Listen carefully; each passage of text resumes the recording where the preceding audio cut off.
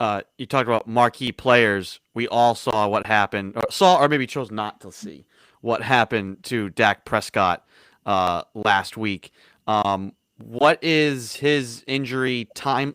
Maybe describe the injury, um, and what is the timeline and prognosis for him? Like, how soon we've seen things like that happen to Gordon Hayward and Paul George in basketball.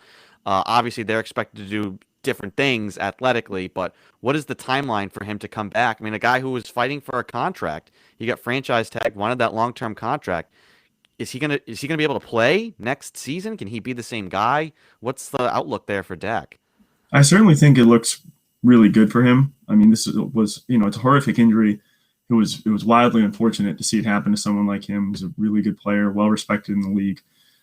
So he sustained a compound fracture and dislocation of his tibial fibula on his right lower extremity, right foot and ankle. So when you watch the injury happen, we can't extrapolate soft tissue what happened. Did he have a deltoid ligament avulsion or any of that other stuff? But we do know that he did have a compound fracture dislocation. So typically, you're going to be out for 4 to 6 months with those. As of now, there's no infection that we know of, and that's really the big thing with these is making sure the wound is staying clean, just because there's a lot of real estate down there. And you'll typically be non-weight bearing to start after that procedure. And typically players do quite well. There's been players in the past who've had this done, and people who aren't quarterbacks. Like I'm sure you guys remember, you find the clip online of Kenyon Drake when he was at Alabama. Yeah. He was electric, right? And he had a very similar injury against Ole Miss. And then he came back the following season for Alabama, won a national championship, and has had a very successful. I mean, and that's a running back. But someone like Dak, a quarterback, the reassuring thing is, unfortunately happened to his right leg. We don't want it to happen at all. But it didn't happen to his plant right. It wasn't on his left foot.